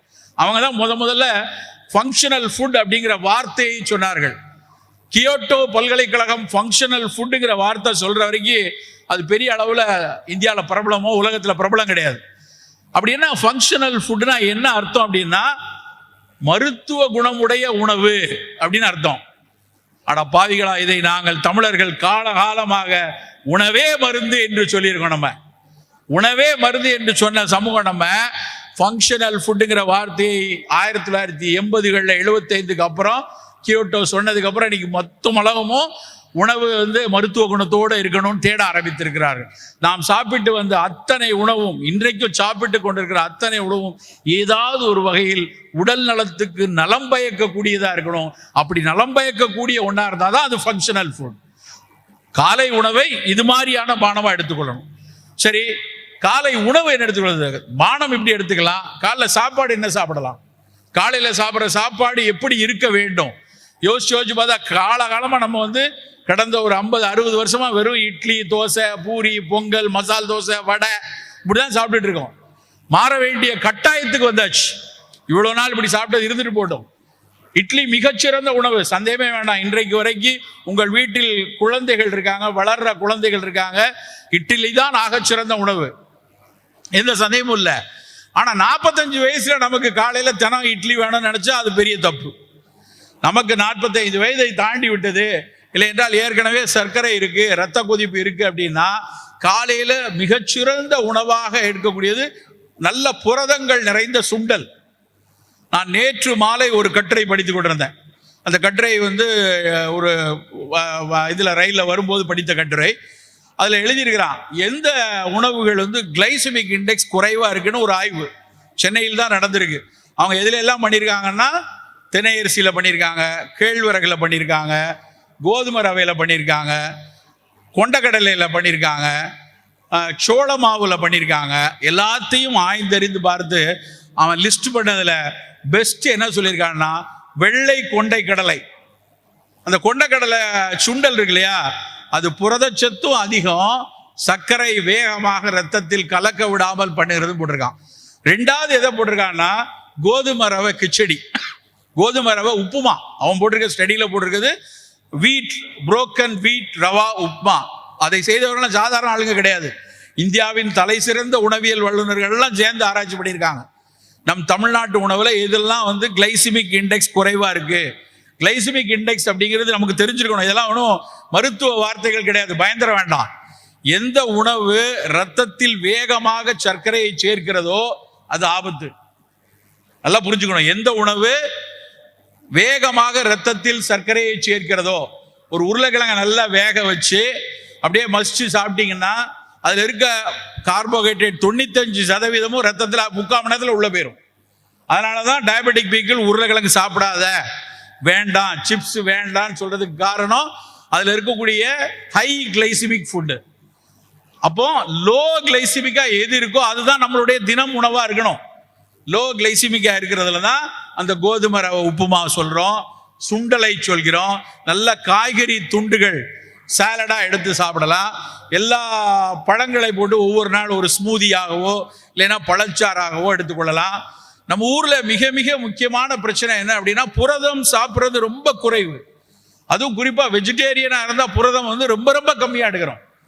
அப்போ புரதம் அதிகமா வேணும்னா தினம் காலையில ஒரு நல்ல வீட்டுல நீங்கெல்லாம் விவசாய குடும்பத்துல இருந்து இருக்கவங்க தினம் 2 முட்டை, அது ஒரு ஆம்லெட் ஆகவோ வேக வைத்த முட்டையோ அந்த 2 முட்டை எடுத்துக்கொள்ளலாம். இல்ல நான் முட்டை சாப்பிட மாட்டேன், கொஞ்சம் நிலக்கடலை, கொஞ்சம் பாதாம் பருப்பு, அப்படியான பருப்பு கடலை இந்த மாதிரி விஷயத்தோட தான் காலை உணவு இருக்கணும். ஸோ காலை உணவு அப்படின்னா சுண்டல், ஒரு கப்பில் சூப்பு, இல்லைன்னா வந்து நல்ல நிலக்கடலை இல்லை கொண்டக்கடலை இல்லை ஒரு பாதாம் பருப்பு, 2 ஆம்லெட். இப்படி தான் ஒரு மீட்டிங்கில் அப்படி சொன்ன உடனே ஒருத்தர் இருந்துச்சு கேட்குறாரு, சார் இதெல்லாம் பிஃபோர் ஃபுட்டா ஆஃப்டர் ஃபுட்டா? ஏன்னா நடுவில் இட்லியை காணாமே, நடுவில் தோசையை காணாமே. ஏன்னா முதல்ல இதை சாப்பிட்டா நடுவில் தோசை சாப்பிட்டு தான் சாப்பிடணுங்கிற ஒரு எண்ணம் மக்கள்கிட்ட இருக்கு. வேண்டாம், இதுதான் பிரேக்ஃபாஸ்ட், இதை எடுத்துக்கொள்ளும். வாரத்துக்கு 1 நாள் அல்லது 2 நாள் நம்ம வந்து இட்லி தோசை எடுக்கலாம். அப்படி செய்யக்கூடிய இட்லியும் தோசையுமே வெள்ளை விளையர்னு இருக்க வேண்டாம். வெள்ளையா நல்ல பாலிஷ் போட்டு சில்கி பாலிஷ் போட்டு அரிசியை கொண்டு வந்து அதுல பொன்னி அரிசியில அப்படியே பொல பொல பொலன்னு வெள்ளையா இருக்கணும்னு நினைச்சதுதான் நம்மளுடைய பெருந்தப்பு. நம்முடைய இட்லி தோசை அழுக்காக இருக்கணும், நல்ல பிரவுன் கலர்ல இருக்கட்டும், நல்ல கருமை நிறத்துல இருக்கட்டும், சாம்பல் நிறத்துல இருக்கட்டும். இல்லைன்னா மாப்பிள்ளை சம்பால தோசை இட்லி போட்டீங்கன்னா சிகப்பு நிறத்துல இருக்கும். அப்படியான உணவு தான் நமக்கு அவ்வளவு சிறப்பு. சென்னை இங்க கோயம்புத்தூருக்கு ஒரு 2 மாதத்துக்கு முன்னாடி அக்ரிகல்ச்சர் யூனிவர்சிட்டி போயிருக்கோம். அங்க இருக்கக்கூடிய ஒரு விவசாயத்துறை பேராசிரியர் அப்படியே வியந்து சொல்றாரு, சார் நீங்க ஒவ்வொரு தடவையும் மீட்டிங்ல போய் இந்த மாப்பிள்ளை சம்பா கருப்பு கவுனிலாம் சொல்றீங்க, இந்த டேட்டாவெல்லாம் கொஞ்சம் பார்த்துட்டு இதை பத்தி இன்னும் பேசுங்கன்னு எடுத்து 2 பேப்பரை கொடுக்குறாரு. மாப்பிள்ளை சம்பால நம்ம நினைச்சதை விட அதிகமான சத்துக்கள் இன்னும் இருக்கு. நான் நினைத்தேன் அதுல இருக்கக்கூடிய செம்மை நிறம் லைகோபீன், அந்த மாப்பிள்ளை சம்பாவுடைய சிகப்பு நிறம் இருக்கு இல்லையா, அது மேல இருக்கிற அந்த சிகப்பு நிறம் தான் மிகப்பெரிய சத்து கொடுக்கிறது. எதுல எல்லாம் மேல சிகப்பு நிறம் இருக்கிறதோ, மாதுளையில இருக்கு, நான் பல முறை சொல்கிற சிகப்பு கொய்யாவில் இருக்கிறது, பப்பாளியில இருக்கு, தக்காளி பழத்தினுடைய தோல் அந்த சிவப்பு நிறத்துல இருக்கக்கூடிய சத்துக்கு பேரு லைகோபீன். அந்த லைகோபீன் புற்றுநோய் வருவதை தடுக்கக்கூடிய மிக முக்கியமான ஒரு பொருள். ஃப்ரீ ரேடிக்கல் ஸ்கேவெஞ்சர் அப்படிம்பாங்க. செல்களுக்கு இடையில இருக்கக்கூடிய ஆக்சிஜன் கூறுகளை தள்ளிவிடக்கூடிய தன்மை அந்த லைகோபீனுக்கு இருக்கு. அது மாப்பிள்ளை சம்பால இருக்கு. அப்போ நம்ம நோய் வரக்கூடாது, நம்ம தாத்தாவுக்கு வயிற்றுல புற்றுநோய் தெரிஞ்ச உடனே ஒரு பதட்டம் வருது இல்லையா, பேரப்பிள்ளைக்கு இப்ப இருந்தே நம்ம மாப்பிள்ளை சம்பா தோசை கொடுப்போம், அதுல என்ன குறைஞ்சிட போகுது நமக்கு? ஒரு சாதாரண மாப்பிள்ளை சம்பா தோசை சுவையாகவே இருக்கும். கவுனி அரிசியில ஒரு கஞ்சி, காலையில ஒரு கஞ்சி, ஒரு சின்ன கப்புல கவுனி அரிசியில கஞ்சி எடுத்து கொடுப்போம். கவுனி அரிசி கஞ்சி வந்து செய்து பார்த்து சுவைத்து சாப்பிட்டு பார்த்தாதான் அதனுடைய அருமை நமக்கு தெரியும், எவ்வளவு சிறப்பு. அதுல இருக்கக்கூடிய அந்த கரு நீல நிறம் வந்து அவ்வளவு மருத்துவ குணமுடையது. ஆந்தோசைனின்ஸ் சொல்லுவாங்க. ஆந்தோசைனின் நிறைந்த விஷயம் வந்து கருப்பு கவுனி. அந்த கருப்பு கவுனி அரிசியை வந்து நம்ம வந்து ஒரு கஞ்சியாக வைத்து அதை வந்து காலையில உணவாக கொடுக்கலாம். சிறு பிள்ளைகள் இருக்காங்க, நல்ல கண் பார்வை, நல்ல வளர்ச்சி, நல்ல கண் பார்வை நல்லா இருக்கணும் அப்படின்னா திணை அரிசியில பொங்கல். திணை அரிசியில பீட்டா கரோட்டின் அப்படிங்கிற சத்து இருக்கு. கண் பார்வைக்கு மிக முக்கியமான சத்தான கரோட்டினாய்டோட பிரிகர்சர்ஸ் அது. அது திணை அரிசியில் இருக்கு. அப்போ திணை பொங்கல் இல்லை அரிசி கம்பு வந்து ஏன் வேணுங்கிறோன்னா அதில் இருக்கக்கூடிய இரும்பு சத்து.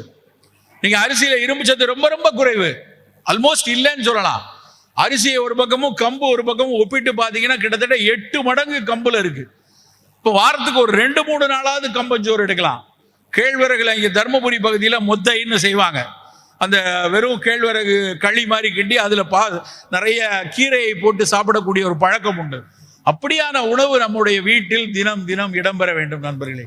நம் காலை உணவு அப்படிங்கிறது, ஏன்னா பல பேர் வீட்டில் மத்தியான நேரத்தில் அலுவலகத்தில் ஏதோ கிடைக்கிற உணவை அவசரமாக சாப்பிட்றோம். காலையில் பொறுமையாக இந்த உணவை சாப்பிட்டு போகக்கூடிய பழக்கத்தை வைத்துக் கொள்ளணும்.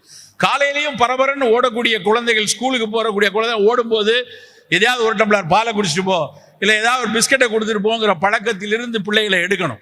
கண்டிப்பா காலையில புரதச்சத்துள்ள உணவு, சிறுதானிய உணவு, இந்த மாதிரி நிறமி சத்துள்ள அரிசியில் செய்த இட்லியோ தோசையோ குழந்தைகளுக்கு கொடுப்பது சிறப்பா இருக்கு. மத்தியான சோறு என்ன சாப்பிடலாம்? மதியம் சாப்பிட்றதுலையும் நம்முடைய பெரிய குறைபாடு, நம்ம வெறும் சோறை போட்டு சாப்பிட்டுட்டு இருக்கோம். சோறு மிக குறைவாக இருக்கலாம், மிக குறைந்த அளவுல சோறும், நிறைய காய்கறி, நிறைய கீரை, பழத்துண்டுகள், இறைச்சி சாப்பிட்டா முதல் தேர்வு மீன்களா இருக்கட்டும். இந்த ஊர் பகுதியில், காங்கேயம் பகுதியில் கருப்பு கோழி இருக்கு. அந்த கருப்பு கோழி சித்த மருத்துவத்தில் நாங்கள் ரொம்ப ரொம்ப உயர்ந்து சொல்லக்கூடிய, அதுல இருந்து மருந்து செய்வோம், கோக்குடாதி சூரணம் மருந்தே செய்வோம். அந்த கோழி வந்து கால் பகுதி ஷூ போட்ட மாதிரி இருக்கும், அதனுடைய சதை பகுதி கொஞ்சம் கருஞ்செம்மையா இருக்கும். அந்த கோழி எடுத்துக்கொள்ளலாம், புலால் எடுத்துக்கொள்ளலாம். ஆனால் சோறை மிக குறைவாக சாப்பிடும். வாரத்துக்கு 2 நாள், குறைந்தபட்சம் வாரத்துக்கு 2 நாள் 3 நாள் வெறும் சாலட் சாப்பிடலாம். வெறும் காய்கறி துண்டுகளை உடைத்து, நல்ல காய்கறிகள், கீரைகள் இதில் போட்டு, பழத்துண்டுகள் இவற்றை போட்டு, உலர்ந்த காயெல்லாம் போட்டு சாலட் சாப்பிட்ற பழக்கத்தை வளர்த்து கொள்ளும். ஏன்னா நமக்கு பெரிய பிரச்சனையே வந்து திரும்ப திரும்ப அரிசியை மட்டுமே பிரதானமாக சாப்பிட்டது நமக்கான ஒரு பெரிய ஆபத்தாக வந்து கொண்டிருக்கு. திரும்ப திரும்ப சொல்லி கொண்டிருக்காங்க. அன்னைக்கெல்லாம் சாப்பிட்டாங்களே சார், கிட்டத்தட்ட 10,000 வருஷமா நம்ம அரிசி தான். என்கிட்ட நிறைய பேர் முறையிடுவாங்க, எந்த நேரமும் நீங்க அரிசிங்கிறீங்களே. அரிசி மிகச்சிறப்பு தான், ஆனால் அதை பட்டை தீட்டாம, பாலிஷ் போடாம, ரொம்ப வெள்ளை வெளியேறு இல்லாம பாரம்பரிய அரிசிகளை கிட்டத்தட்ட 176 வகைகளை நெல் ஜெயராமன் அவர்கள் வந்து ஒரு பாரம்பரிய அரிசிகளை பட்டியலிட்டாங்க. ஆனால் நம்ம அதை எதையுமே சாப்பிட்றது இல்லை. நம்ம சாப்பிட்றது 2-3 வெரைட்டி, அதை தாண்டி வேற எதுவும் சாப்பிட்றது இல்லை. அப்படியான அரிசியை குறைவாக எடுத்துக்கொள்வோம். ஆனால் குறைந்தபட்சம் ஒரு 2-3 நாட்களாவது சாலட் மாதிரி சாப்பிட்ற, நிறைய காய்கறிகளை, அதிலே சில இறைச்சி துண்டுகள் போட்டு சாப்பிடலாம். இதெல்லாம் மேற்கத்தியக்காரர்கள் உணவாச்சே. நல்ல விஷயங்களை மேற்கத்தியிலிருந்து நாம் எடுத்துக்கொள்வோம். சவுத் அமெரிக்காவில் உள்ளவங்க பூரா அப்படி சாப்பிட்றாங்க. நிறைய இறைச்சி துண்டுகளையும் காய்கறிகளையும் துண்டுகளாக்கி அதை மட்டுமே சாப்பிட்டு விட்டு போற தன்மை இருக்கு. அலுவலகத்துக்கு போறவங்க, ஆபீஸ்ல இருக்கோம், காலையிலிருந்து மாலை வரை வேலை செய்துட்டு இருக்கோம், நடுவில் வந்து சாம்பார், ரசம், குழம்பு, காய்கறி சாப்பிட வேண்டியதில்லை. அவங்க இப்படியான ஒரு சாலடை சாப்பிட்டுட்டு ஒரு ஜூஸோ ஒரு ஸ்மூதியோ எடுத்துக்கொண்டு போகக்கூடிய பழக்கத்தை இனிமேல் நம்ம எடுத்துக்கொள்ளணும். இவ்வளவு நாள் இல்லைனாலும் பரவாயில்ல, இனிமேல் எடுத்துக்கொள்ளக்கூடிய ஒரு பழக்கத்தை நாம் வைத்துக் கொள்ளணும். இதெல்லாம் தாண்டி இரவு உணவு ரொம்ப ரொம்ப முக்கியமானது. இரவு உணவுல வந்து நம்ம ஒரு 6:30 மணி 7 மணிக்கு இரவு உணவை முடிக்கக்கூடிய ஒரு பழக்கம் வைக்கணும். இன்னைக்கு பல நேரத்தில் பிரச்சனை. அதுவும் நான் நிறைய இது மாதிரி திருமண மண்டபத்துல எல்லாம் நான் பார்த்துருக்கேன். கல்யாணங்கள்ல ராத்திரி சாப்பாடு தான் ஆக சிறப்பா இருக்கும்.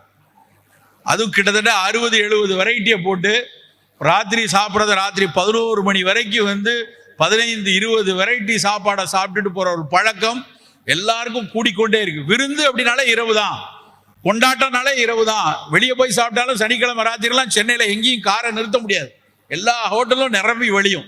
அந்த இரவு உணவு விருந்தாக இருப்பது மிக மிக ஆபத்து. இரவு உணவு ரொம்ப எளிய உணவாக இருக்கும். என்னைக்கோ ஒரு நாள் இந்த மாதிரி திருவிழாக்கள் என்னைக்கோ ஒரு நாள் தான் நடக்கும், அன்றைக்கு நாம விருந்தா சாப்பிட்டுக்கலாம். இன்னைக்கு பிரச்சனை என்னன்னா, ஒவ்வொருத்தரும் தினம் தினம் விருந்து சாப்பிட்றோம். அதுவும் இந்த ஸ்விக்கி, சொமேட்டோ ஆப்பெல்லாம் வந்ததுக்கு அப்புறம் நம்மளுடைய செலக்ஷன் எப்படி இருக்கு? பசிக்கானதை யாராவது போன்ல செலக்ட் பண்றோமா? பயங்கரமா வயிறு பசிக்கு டக்குனு 2 இட்லி வாங்கி சாப்பிடுறோமா? கிடையாது. நம்ம செலக்ஷன் எப்படி இருக்கும்னா, நம்முடைய ஆள் மனசு வந்து எதுக்கெல்லாம் ஆசைப்படுதோ, இல்லை எதையெல்லாம் அவன் வந்து தூண்டுறானோ அதைத்தான் நம்ம ஆர்டர் போடுவோம். நைட்ல வந்து அப்படியே போனை எடுத்து இளைஞர்கள் பல வீட்டில் ராத்திரியில் 2 ஷவர்மா வாங்கிக்கலாமா, 2 வந்து ஒரு லசானியா வாங்கி சாப்பிடலாமா, 2 குப்பை, இது மாதிரி குப்பை உணவுகளை வாங்கி வாங்கி பல வீடுகளில், படித்த நபர்கள் இருக்கக்கூடிய வீடுகளில் வாரத்துக்கு 4 நாள் இரவு உணவை போன்ல வாங்கி சாப்பிடக்கூடிய கூட்டம் தமிழகத்தில் கூடிக்கொண்டே இருக்கிறது. நல்லா யோசிச்சுக்கணும். நமக்கெல்லாம் பார்க்க ஒரு வேடிக்கையா வளர்ச்சியா இருக்கிற மாதிரி தெரியற மாதிரி தோணலாம். ஆனா இதுல என்ன ஒரு ஆழமான பிரச்சனை என்ன அப்படின்னா, இரவு பசிக்கான உணவாக சாப்பிடுவதில்லை, ருசிக்கான உணவாக மாறியிருக்கும். இரவு விருந்து உணவாக மாறுகிறது. நம்ம எத்தனை தடவை படிச்சிருக்கோம், மருந்தும் விருந்தும் 3 நாள் வருஷத்துக்கு, மருந்தும் விருந்தும் 3 நாள் இருக்கும். ஆனா வாரத்துக்கு 3 நாள் விருந்து, மீதி 4 நாள் மருந்துன்னு இருந்தா என்னத்த பிரயோஜனம்? அப்படித்தானே நம்ம இருந்து கொண்டிருக்கோம். நம்மளுடைய செலக்ஷன் அப்படிதான் இருக்கு. யார் இதுல ஒவ்வொன்று செலக்ட் பண்ண வைக்கிறது யார்? நீங்க உங்களோட இதுல தேடுறீங்கன்னா கிடையாது. நீ போய் உங்க போன்ல அந்த மாதிரி ஒரு ஆப்பை தொட்ட உடனே அதனுடைய போனுடைய ஆர்டிபிஷியல் இன்டெலிஜென்ஸ் உன்னை எதை வாங்க வைக்க வேண்டும் என்று எடுக்கிறது. என்றைக்கோ ஒரு நாள் உங்க போன்ல உங்க ஆப்ல நீங்க ஒரு விஷயத்தை ஆர்டர் பண்ணிட்டீங்கன்னா சாகிற வரைக்கும் மத்தியானம் நீ சாப்பிடுறியான்னு கேட்டுக்கிட்டே இருக்கும். அது உனக்கு பசிக்கலையா? ராத்திரி ஆயிடுச்சு நீ திங்கலையா? உனக்கு பக்கத்து வீட்டுக்கு வாங்கியிருக்கா நீ வாங்கலையா? இந்த கடையில இவ்வளவு 50% ஆஃபர்ல 5 இட்லி கொடுக்காம வாங்கலையா? கேட்டுக்கொண்டே இருக்கும். அது கேட்கிறது உன்னை தூண்டிக்கொண்டே இருக்கிற விஷயம். சரி, இவ்வளவு விலை குறையா கொடுக்கணும், பேசாம வாங்கிடுவோம், பசி இருக்கோ இல்லையோ சாப்பிட்டு பார்ப்போங்கிற ஒரு சிந்தனை இருக்கு. வணிக ரீதியாக பார்த்தால் அது பெரிய விஷயம். ஆஹா, எவ்வளவு ஆர்டிபிஷியல் இன்டெலிஜென்ஸ் வச்சு எப்படிலாம் பண்ணி விற்பனையை கூட்டுகிறோம் என்று தோணலாம். ஆனால் உடல் நல ரீதியாக பார்க்கும்போது ஒவ்வொரு விஷயத்துக்கு பின்னாடியும் எச்சரிக்கை இருக்க வேண்டும். இந்த மாதிரி குப்பையான விஷயங்கள் என்றைக்கோ ஒரு நாள் போகும்போது உடல்ல ப்ராப்ளம் இல்லை. ஆனா பல வீடுகள்ல தினம் தினம் சில பசங்க இங்கிருந்து சென்னைக்கு படிக்க வராங்க. சென்னைக்கு படிக்க வந்த இடத்துல இரவு தினம் சாப்பிட்டு சாப்பிட்டு ஒரு இடத்துல ஒருத்தர் வீட்டுல வெளியே போட்டிருக்கிற குப்பைக்குள்ளே பார்த்தா அத்தனையும் இந்த குப்பை உணவோட பாக்கெட். ஏன்னா இவ்வளவு கிடக்குது அப்படின்னு பார்க்கும்போது ஒரு மாடியில் ஒரு பையன் இருக்கான், அவன் இது படிச்சுட்டு இருக்கிறான், யூபிஎஸ்சி கோச்சிங் படிச்சுட்டு இருக்கான். இவன் எப்படி கலெக்டர் ஆவான்னு எனக்கு தெரியல. தினம் ராத்திரி இப்படி குப்பை உணவை வாங்கி கொடுத்துறான். நம்மெல்லாம் படிக்க போனோமே, நம்மெல்லாம் வேலைக்கு போனப்ப ஒரு சின்ன அடுப்பையும் ட்ரங்கு பெட்டியும் தூக்கிட்டு போய் அங்க வச்சு அடுப்பு வச்சு தானே சமைச்சு சாப்பிட்டோம். ஆனால் இன்றைக்கு அப்படி இல்லை. அந்த நேரத்தையும் அவர்கள் படிக்கிறார்களாம், அந்த நேரத்திலும் அவர்கள் வேலை பார்க்கிறார்களாம். அதனால் போய் வாங்கி வாங்கி இப்படி குப்பை உணவை குவிக்கக்கூடிய ஒரு கூட்டமாக மாறிக்கொண்டிருக்கிறது. யோசிச்சு பார்க்கும்போது எவ்வளவு விலகி வந்திருக்கிறோம். இந்த ரசம் எடுத்துக்கிறோம், நம்ம வீட்டில் செய்யக்கூடிய ரசம்ங்கிற ஒரு விஷயம் எடுத்து பார்த்தா எவ்வளவு அக்கறை இருந்தா இந்த மாதிரியான அத்தனை ஸ்பைசஸை மட்டும் ஒரு நடு உணவாக நமக்குள்ள வந்துருக்கும். நான் பல நேரம் வியந்து பார்த்திருக்கிறேன். எந்த உலகத்திலையும் இப்படியான உணவு கிடையாது. இப்படி தனி ரசம் என்ற ஒரு விஷயம் நம்ம ஊர்ல மட்டும்தான் இருக்கு. எல்லா ஸ்பைசஸ் சொல்லக்கூடிய மணமூட்டிகள், அதில் இருக்கக்கூடிய இஞ்சி, பூண்டு, வெந்தயம், சீரகம், கருஞ்சீரகம், பெருஞ்சீரகம், இது எல்லாத்தையும் போட்டு அதை இடையில நீ ஒரு குழம்பு சாப்பிட்ருக்க, மோர் சாப்பிட்ருக்க, இதுக்கு இடையில இதை ஒரு டைஜஸ்டிவா சாப்பிட்டுக்கோ அப்படின்னு கொடுத்தாங்க. ஆனா இன்னைக்கு பார்த்தா அதுல சேர்க்கக்கூடிய ஒரு பொருளும் ஏதாவது வகையில மருத்துவ குணமா இருக்கு. சீரகம் அப்படின்னா, அகம்னா வயிறை சீர்படுத்துவது சீரகம். அதுல போட்டிருக்கக்கூடிய ஒரு கொத்தமல்லி இலை, அந்த கொத்தமல்லி இலை நம்மளாம் நினைக்கிறோம் அது என்னமோ டைஜஷன் நல்லா இருக்கணும். அதுக்குள்ள இருக்கக்கூடிய அதுல இருக்க ஒரு மனம் இருக்கு இல்லையா, அந்த மனத்துல யூஜினால் அப்படின்னு ஒரு கண்டென்ட் இருக்கு. கருஞ்சீரகத்துல தைமோகுயினோன், கருஞ்சீரகத்துல மட்டும்தான் இருக்கு அந்த தைமோகுயினோன் சத்து. பெண்களுக்கு வரக்கூடிய புற்றுநோய்களுக்கு அது தடுக்க உதவுமான பெரிய ஆராய்ச்சி நடந்து கொண்டிருக்கிறது. யாரு? ரோஷ் மாதிரியான பெரிய நிறுவனங்கள். இஸ்லாமியர்கள் அவங்க படிப்பாங்க கருஞ்சீரகத்தை பத்தி. இஸ்லாமியர்கள் என்ன சொல்றாங்கன்னா, மரணத்தை தவிர மற்ற அனைத்தையும் போக்கக்கூடியது, அதனால கருஞ்சீரகத்தை சேர்த்துக்கோன்னு அன்னைக்கு சொல்லியிருக்காங்க. நெல்லிக்கனி சங்க இலக்கிய காலத்துல இருந்து உடல் நலத்துக்கு மிகச்சிறப்பானது, அதிகமான அவ்வைக்கு கொடுத்தா நீடூடி வாழ்வதற்கான ஒரு விஷயம்னு நெல்லிக்காயை சொல்லியிருக்காங்க. ஒரு காலகாலமாக பேசப்படக்கூடிய விவிலியத்தில் பேசக்கூடிய அத்திப்பழம் எடுத்துக்கொள்ளுங்க. இப்படி பழைய இலக்கியங்கள், பழைய சமய நூல்கள் ஒரு விஷயத்தை கொண்டாடி 2000 வருஷமா அது பழக்கத்துல இருக்குன்னா, இன்னைக்கு நம்ம ஏன் அதை விட்டுட்டு போறோம்? இன்னைக்கு நம்ம ஏன் தினம் அந்த ஒரு நெல்லிக்காய் வாங்கி சாப்பிடல? தினம் ஏன் ஒரு கப் ரசம் எடுக்கல? ஒரு நாள் எனக்கு ஒரு ஆச்சரியமா இருந்துச்சு. இந்த கொங்கு மண்டலத்துல ஒருத்தங்க கருத்தரித்த இல்ல குழந்தை பெற்ற ஒரு அம்மாவுக்கு வீட்டுல ஒரு ரசம் வச்சிருந்தாங்க. அதை கேட்டேன், என்ன ரசம்னா, இது பேர் செலவு ரசம்னாங்க. நான் உடனே செலவு ரசம்னா என்ன அர்த்தமா? அதுக்கு செலவு ரசம்னா என்ன அப்படின்னு அர்த்தம்னா அவங்களுக்கு தெரியல. இல்லை, எங்க வீட்டில் இது மாதிரி ஒரு குழந்தை பேர் வந்தா அது கொடுக்குற ஒரு வழக்கம். நான் ஒரு ஆர்வத்தில் அதில் என்னெல்லாம் இருக்குன்னு பார்த்தேன். வலம்புரிக்காய் எல்லாம் போட்டிருந்தாங்க. எல்லாரும் அதில் உள்ள பொருட்கள் எல்லாம் மருத்துவ குணமுடையதாக இருந்துச்சு. நிறைய இஞ்சி, புதினா, நிறைய ஒரு ஸ்பைசஸ்லாம் அதில் இருந்துச்சு. ஆனால் எனக்கு மனசுல புரியவே இல்லை, எதற்காக செலவு ரசம் என்று பேர் வைக்கிறாங்க. பல பேருக்கு உங்களை தெரியுமா இருக்காது. செலவு ரசம் ரொம்ப மெய்சிலிர்த்து போனேன் அந்த விஷயத்தை கேள்விப்பட்டதுக்கு அப்புறம். அப்ப அழகா ஒரு பெரியவர் சொன்னாரு, சார் பொதுவா ரசத்துக்குரிய எல்லா பொருளும் எங்க தோட்டத்திலேயே கிடைக்கும், எல்லாம் எடுத்துட்டு சில பொருட்களை விலை கொடுத்து வாங்கி வரும், அது ஒரு செலவு. அந்த விலை கொடுத்து வாங்கி வர்ற பொருளும் சேர்த்து என் மகள் மிகச்சரியாக இருக்க வேண்டும் என்பதற்காக நான் பயன்படுத்தக்கூடிய ரசம் செலவு ரசம் என்றார். எவ்வளவு முக்கியமான விஷயம். கொண்டாடப்பட வேண்டியது ஒரு பொருளுக்கு பின்னாடியும் ஒரு கருத்து இருக்கு. அப்போ ஒரு செலவு, இது எனக்கான செலவு, எனக்கு விலை அதிகம், நான் வெளியே வாங்கி கொடுக்கணும், என் பொருள் மட்டும் பத்தாது, எனக்கு பறக்க போற குழந்தை மிகச் சரியாக இருக்க வேண்டும் என்பதற்காக ஒரு சமூகம் ஒரு சொல்லை எப்படி அழகா கொண்டு வந்திருக்கு. அப்போ அப்படி ஒரு நீண்ட ஒரு விஷயத்திலிருந்து வந்த எத்தனை பொருட்கள் நம்ம கிட்ட இருக்கு, அதெல்லாம் விட்டுட்டு இந்த குப்பை உணவுக்கு பின்னாடி போய் ஏன் போகணும்? யோசிக்க வேண்டும் நண்பர்களே. நாம் அன்றாடம் சாப்பிடக்கூடிய ஒரு வேளை உணவா இருக்கட்டும், இல்ல இந்த சிற்றுண்டிகளாக இருக்கட்டும், எல்லா உணவுகளும் எனக்கானதா, நமக்கு சரியானதா, நமக்கு ஏதாவது ஒரு வகையில் நலம் தரக்கூடியதா. அதாவது ஒரு வேளை சாப்பிட்றோம்னா அதுல ஏதாவது ஒரு பயன் இருக்கணும். சட்னி அரைக்கிறோம், தினம் எதுக்கு தேங்காய் சட்னி? ஒரு நாள் கருவேப்பிலை சட்னி அரைப்போம். கருவேப்பிலையை வந்து யாரும் மதிக்கிறதே இல்லை. கடையில எல்லாம் போனீங்கன்னா காய்கறி நல்லா வாங்கினா ஒரு கொப்பளவுக்கு உடைச்சி ஃப்ரீயா கொடுக்குறான். போகும்போது கருவேப்பிலை வச்சுக்கோங்க சார், நீங்க தான் 150 ரூபாய் 200 ரூபாய்க்கு வாங்கியிருக்கீங்கல்ல, நான் சத்தம் போடுவேன், ஏன் ஃப்ரீயா கொடுக்குறீங்க? ஏன்னா நம்ம ஆளுக்கு வந்து ஃப்ரீயா கொடுத்தா அது மேல மதிப்பே இருக்காது. கருவேப்பிலைய இலினாய்ஸ் பல்கலைக்கழகம், சிகாகோவில் இருக்கக்கூடிய இலினாய்ஸ் பல்கலைக்கழகம் ஐஜிடியிலிருந்து டயபெட்டிக்கா, அதாவது இம்பேர்டு குளுக்கோஸ் டாலரன்ஸ் சொல்லுவாங்க, சர்க்கரை வருவதற்கான வாய்ப்புள்ளவர்கள் இருந்து முழு சர்க்கரையா வருவதை தடுப்பதற்கான ஒரு பொருளாக கருவேப்பிலையை காப்புரிமை செய்திருக்கிறார். கார்பனலாய்டு ஒரு ஆல்கலாய்டு அதுல இருந்து பிரிச்சு அது வந்து it delays the development of diabetes mellitus அவன் பேட்டன் பண்ணி வச்சிருக்கான். ஆனா நம்ம கருவேப்பிலைய சாப்பாட்டுல இருந்தா கூட ஓரமா ஒதுக்கி வைக்கிறது. அதுதான் உள்ள இருக்கல, எதுக்கு ஓரமா இலையில ஓரமா, ஏன் தின்னா செத்தா போயிடுவேன்? கருவேப்பிலை தூக்கி ஓரமா வைக்கிறது, மிளகை தூக்கி பொறுக்கி ஓரமா வைக்கிறது. மிளகு தான் அது காரம் சேர்ந்துருச்சுல, அது எனக்கு வராது, எனக்கு விக்கல் வரும் அப்படின்னு தூக்கி ஓரமா வைப்பாங்க. கருவேப்பிலை மிளகெல்லாம் நம்ம ஆயுசுக்கும் பல்வேறு உடல்நலத்துக்கு நமக்கு வந்து ஒரு ஊட்டம் கொடுக்கக்கூடிய பொருள். அப்போ சட்னி அரைக்கிறது, ஒரு நாள் கருவேப்பிலை சட்னி அரைப்போம், ஒரு நாள் வந்து நம்ம சாப்பிடக்கூடிய உணவுல வெங்காய சட்னி அரைச்சி சாப்பிடுவோம். சிறிய வெங்காயம் அவ்வளவு சிறப்பு. இருக்கிற வெங்காயத்துல நீங்க வந்து பெரிய வெங்காயம் இருக்கு, சின்ன வெங்காயம் இருக்கு. பெரிய வெங்காயம் வேகமா கட் பண்ணிடலாம், சின்ன வெங்காயம் பிரிச்சு உரிச்சு எடுக்க கொஞ்சம் கஷ்டமா தான் இருக்கும். ஆனா பெரிய வெங்காயத்தை விட அந்த ஃபீனாலிக் காம்பவுண்ட் 2600 மடங்கு அதிகம் சின்ன வெங்காயத்துல இருக்கு. அப்ப சின்ன வெங்காயத்தை நம்ம வந்து ஒரு தயிர் பச்சடி மாதிரி சாப்பிடலாமா? சின்னதா ஒரு விஷயம் நல்லா புரிந்து கொள்ளணும். வெங்காயம் வெள்ளைப்பூண்டு வெங்காயம் வெள்ளைப்பூண்டு ரெண்டும் ஒரே குடும்பம் தான், மிகச்சிறப்பான விஷயம். ஆனா வெள்ளைப்பூண்டை வேக வச்சு சாப்பிடணும். ஒரு 10 பல் எடுத்து கொஞ்சம் வேக வச்சு மசிச்சு சாப்பிட்டா அது இதயத்துக்கு நல்லது, இரத்த கொழுப்பை குறைக்கும், இரத்த கொதிப்பு கூடாம வச்சுக்கும். இப்படி பல பண்புகள் பூண்டுல இருக்கு.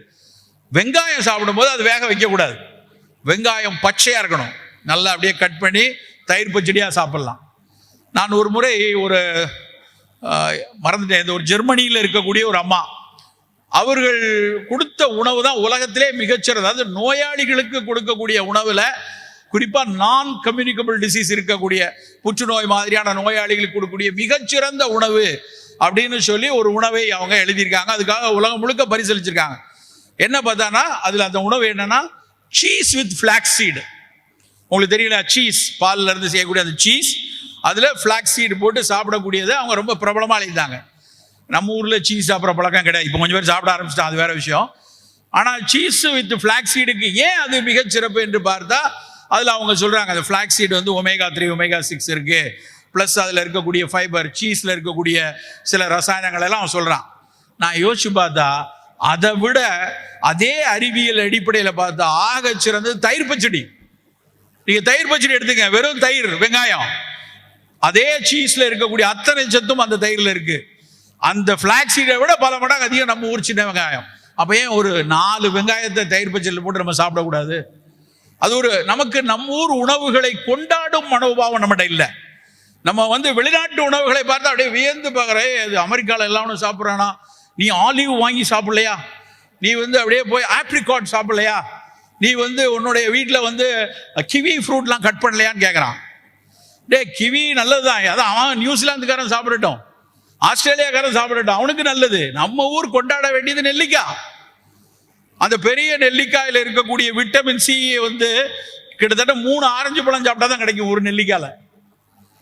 நானும் எங்கள் குடும்பத்தில் ஒரு நாள் வந்து நாங்கள் வந்து ஒரு தோட்டத்துக்கு போகிறோம்.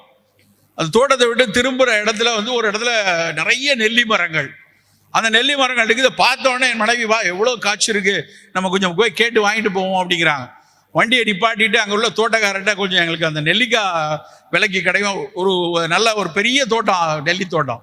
அந்த தோட்டக்காரர் சொல்றாரு, சார் எவ்வளோ வேணுமோ எடுத்துட்டு போங்க, பறிக்கிறதுக்கு ஆள் கிடையாது, 5 ரூபாய்க்கு கிலோ போகுது, வெறும் 5 ரூபா கிலோ வந்து நெல்லிக்காயில இருக்கா. அப்படியே நெஞ்சு வலிக்குது. நம்ம ஊர்ல இருக்கக்கூடிய பழங்கள்லாம் பட்டியலிட்டீங்கன்னு வச்சுக்கோங்களேன், நம்பர் 1 வந்து பெரிய நெல்லிக்காய் கொடுக்கலாம். அவ்வளவு விட்டமின் சி இருக்கு. அதாவது பொதுவா விட்டமின் சி வந்து வெயில்ல வச்சாலோ இல்ல கொதிக்க வச்சா அது வந்து உடைஞ்சிரும், அது காணாம போயிடும். ஆனா நெல்லிக்காயினுடைய விட்டமின் சி தெர்மோஸ்டேபிள், அவ்வளவு சிறப்பு. தினம் ஒண்ணு கொடுக்கலாம் நமக்கு. அது வந்து வெறும் விட்டமின் சி மட்டும் இல்ல, அதுல இருக்கக்கூடிய வயோதிகத்தை தூண்டக்கூடிய பல்வேறு விஷயங்களை கட்டுப்படுத்த நொதிகள் அதுல இருக்கு. அப்ப நம்ம தினம் ஒரு நெல்லிக்காய் எடுத்து சாப்பிட்டு இங்க இருக்கக்கூடிய 1 கோடி மக்கள் சாப்பிட்டா எத்தனை விவசாயிக்கு அது மிகச்சிறப்பா இருக்கும். ஆனா நம்ம வந்து அதை விட்டு போய் கடையில போய் பழமுதிர் சோலையை அடுக்கி வச்சிருக்கிறது, ஆஸ்திரேலியால இருந்து வந்த கிவி வாங்கிக்கப்பா, ஒரு கிவி 60 ரூபா, அதை போய் ஒரு பழத்தை வாங்கி அதுல தான் கொண்டாடுறோம். மற்ற நாட்டுக்காரர்கள் வந்து அவரவர்களுடைய பழத்தை கொண்டாடுறாங்க. நான் ஒரு நாள் அபுதாபிலேருந்து வரும்போது என்னுடைய பேகேஜில் ஹேண்ட் லக்கேஜ் வந்து 7 கிலோ பிடிக்கலாம், 8 கிலோ இருந்தது. நான் சொன்னேன் 8 கிலோ இருக்கு, 1 கிலோ வந்து குறைக்கணும் அப்படிங்கிறேன். அந்த விமான சிப்பந்தி என்கிட்ட சொல்றாங்க, சார் என்ன சார் வச்சிருக்கீங்க? இல்லை 2 கிலோ பேரிச்சம்பழம் வச்சிருக்கேனா? இல்லை பேரிச்சம்பழம் எடுத்துட்டு போங்க, இது எங்க நாட்டுடைய ப்ரைடு, கொண்டு போங்க அப்படிங்கிறான். அவன் நாட்டு பேரிச்சம்பழம் தான் அவனுக்கு கொண்டாடுறான். அவர்கள் நாட்டில் காலையில போனா அவன் வந்து ஒரு கவாட்டி, நான் குவைத்திலேயோ ஸ்வைதுலேயோ போறேன், சவுதியில வந்து ஒரு கவாட்டி, ஒரு டீ கொடுத்து ஒரு பேரிச்சம்பழத்தை கொடுத்து வரவேற்கிறார்கள். நம்ம வீட்டில் எத்தனை பேர் ஒரு நெல்லிக்காயை கொடுத்து வரவேற்கிறோம்? உங்க வீட்டுக்கு யாராவது வராங்கன்னு வச்சுக்கோங்களேன், ஒரு கப்பு நீராகாரமும் ஒரு நெல்லிக்காயும் கொடுப்பீங்களா? ஐய, வந்தவங்களுக்கு போய் நீராகாரத்தையும் நெல்லிக்காயை எப்படிங்க கொடுக்கறது? ஏன்னா நமக்கு நம்முடைய உணவை பற்றிய ஒரு அவமானம் இருக்கிறது. மாற வேண்டும் நண்பர்களே, நம்ம மாறணும். நம்ம வீட்டினுடைய ப்ரைடு, நம்ம நாட்டினுடைய ப்ரைடு அது. அப்ப அந்த ப்ரைட் ஃபேக்டர் தான் முன்னாடி நிறுத்தணுமே ஒழிய குப்பைகளை கொண்டு வந்து முன்னாடி நிறுத்தக்கூடாது. வாழைப்பழத்தை எத்தனை பேர் இதா பார்க்குறான்? ஒரு வீட்டில் யாரோ வீட்டுக்கு போறீங்க, எத்தனை பேர் வீட்டுக்கு போறோம், போகும்போது கடையில் போய் பழமுதிர் சோலை நிறுத்துறோம், எங்கேயா போனா என்ன வாங்குறோம்? 1 கிலோ ஆப்பிள் கொடுப்பா, 1 கிலோ மாதுளம்பழம் கொடுப்பா, ஏன் ஒரு செவ்வாழைப்பழம், ஒரு நேந்திரன் வாழைப்பழம், ஒரு நாட்டுப்பழம் வாங்கிட்டு போக கூடாதா? வாழைப்பழத்தின் மீது அவமரியாதை. நிறைய பேர் நினைக்கிறது வாழைப்பழத்தை பல பேர் பத்தி ஸ்டாண்டா மட்டும் தான் வச்சிருக்கான் வீட்டில். பிள்ளையாருக்கு முன்னாடி வாழைப்பழத்தை வச்சு பத்தியை சொருகி வச்சுட்டு அப்புறம் அதை அழுகி தூர போயிடும். தினம் தினம் காலையில் சாப்பிட வேண்டிய பழங்கள்ல 1 வாழைப்பழம். சக்கரை வியாதிக்காரங்க எடுக்க வேண்டாம், ஆனால் வளரக்கூடிய குழந்தைகள் மிகச்சிறப்பானது. அந்த பழத்துல எனக்கு ஆச்சரியமான விஷயம் என்னன்னா, இரவில் நம்ம ஆளுங்க வாழைப்பழம் சாப்பிட்ற பழங்க ரொம்ப நாளா வச்சிருந்தாங்க. இந்த சுகர் கூடுற வரைக்கும் அவ்வளவு இப்பதான் குறைஞ்சிருச்சு. இந்த வாழைப்பழம் ஒண்ணுதான் மனதிற்கு மிகச்சிறந்த பழம் என்று கண்டுபிடிச்சிருக்கான். மனசை ஆற்றுப்படுத்துறது. நிறைய உளவியல் மருத்துவர்கள் பயன்படுத்துவாங்க. ஹாப்பினஸ் ஹார்மோனுக்கு கொடுப்பாங்க. ரொம்ப மூட் எலிவேட்டர் வேணும், ரொம்ப டிப்ரெஸ்டா இருக்கான், அந்த டிப்ரெஸ்ஸா இருக்கவனுக்கு வந்து கொஞ்சம் மூட் எலிவேஷனுக்கு மருந்து எழுதுவாங்க. அந்த மருந்தினுடைய மூலக்கூறு உள்ள 2 பழம், ஒன்று வாழைப்பழமும் இன்னொன்று மாதுளம்பழம். நல்லா ஞாபகம் வச்சுக்கோ. இப்போ உங்களுக்கு அப்பப்போ டிப்ரெஸ்ஸா இருக்கு, மன எழுச்சி இல்லை, ஒரு உற்சாகம் இல்லை, ஒரு விஷயத்தை ப்ரோவோக்கிங்கா செய்ய முடியலன்னா தினம் மாதுளம்பழம் ஜூஸ் குடிக்கலாம். ஒரு வாழைப்பழம், சர்க்கரை வியாதி இல்லாதவர்கள் தினம் ஒரு வாழைப்பழம் எடுக்கலாம். எவ்வளவு வகை வாழைப்பழம் நம்மகிட்ட இருக்கு. களியக்காவலையில இருந்து எடுத்துக்கோங்க, தமிழ்நாடு எல்லையினுடைய அந்த பக்கம் களியக்காவலை, இந்த பக்கம் தருமபுரி, ஒசூர் வச்சுக்கோங்க. ஒவ்வொரு ஊர்லயும் கிட்டத்தட்ட 40 வகையான பழம் நம்ம ஊர்ல மட்டுமே இருக்கு. தோவாளை பகுதியில் மட்டி அப்படின்னு நாகர்கோவில் ஒரு பழம் இருக்கும், இவ்வளவுதான் இருக்கும், சுண்டு விரல் அளவுல. அதை தான் வந்து குழந்தைகளுக்கு கொடுப்பாங்க. இந்த வீனிங் பீரியட்ல தாய்ப்பால் முடிஞ்சு திட உணவுக்கு பழக்கும் போது கொடுக்குற பழம் மட்டி பழம். உடல் அதே குழந்தை ரொம்ப நோஞ்சானா இருக்கு, 2 வயசுல வந்து வெறும் 6 கிலோ தான் இருக்கு அப்படின்னா நேந்திரன் பழம் கொடுப்பாங்க. இன்னைக்கும் கேரளத்துல நேந்திரன் பழம் மாவுல கஞ்சி செஞ்சு கொடுப்பாங்க, பழமாவு கஞ்சி. எடையை கூட்டுவதற்கு அந்த நேந்திர பழம். குதிகாலில் வலி இருக்கு, நின்றுக்கிட்டே இருக்கோம், ஒரு ஆசிரியரா இருக்காங்க, ஒரு காவல் தொழிலாளியா இருக்காரு, நின்றுட்டே இருந்தா குதிகாலில் வலிக்கும். தூங்கி எதிர்த்து நின்ன உடனே குதிகாலில் வலி இருப்பாங்க, அவங்களுக்கு கொடுக்கறது செவ்வாழை. அந்த கால்கேனியஸ் ஸ்பர் அப்படிம்பாங்க, அதுக்கு கொடுக்கறது செவ்வாழை. மூலம் இருக்கிறது, மலச்சிக்கல் இருக்கு, மலம் சரியா போகல, நாட்டு வாழைப்பழம் கொடுப்பாங்க. திருச்சி பக்கத்துல வந்து பாத்தீங்கன்னா பச்சை கலர்ல இருக்கும் மோரிஸ்னு வாழைப்பழம். இப்ப இன்னைக்கெல்லாம் அந்த பச்சை கலர் மோரிஸை காணோம், ரொம்ப நாளா காணோம். ஆனா அந்த மோரிஸ் வாழை குளிர்ச்சி, பெண்களுக்கு வெள்ளைப்படுதல் இருந்தா அந்த மோரிஸ் வாழைப்பழம் தான் மிகச்சிறப்பு, அதை கொடுப்பாங்க. மலைப்பழம், சிறுமலைப்பழம், திண்டுக்கல் சிறுமலைப்பழம், ஈரோடு தேன்கடி வாழை, இன்னும் தர்மபுரி ஏலக்கி. ஒவ்வொரு பழத்துக்கு பின்னாடி ஒரு மருத்துவ குணத்தை சொல்லியிருக்காங்க நம்மளுடைய மூத்தோர்கள். எங்கேயாவது வாஷிங்டன் ஆப்பிளுக்கு ஒரு குணம், காஷ்மீர் ஆப்பிளுக்கு ஒரு குணம், இல்லைன்னா ஐரோப்பாவில் விளையாடுற ஆப்பிளுக்கு ஒரு குணம் எங்கேயாவது படிச்சிருக்கோமா? நம் ஊரில் இத்தனை மிகச்சிறப்பான குணங்கள் உள்ள பழங்கள் கொட்டி கிடக்கிறது நண்பர்களே. பழங்களை பழக்கணும், நம்ம குழந்தைகளுக்கு, நம்ம வீட்டில் இருக்கவங்களுக்கு இது மாதிரி பழங்களை கொடுக்கணும். தொகுப்பாக இன்றைய விழாவில் ஒரு சில கருத்துக்களை தொகுத்து சொல்லிவிட்டு விடைபெறுகிறேன்.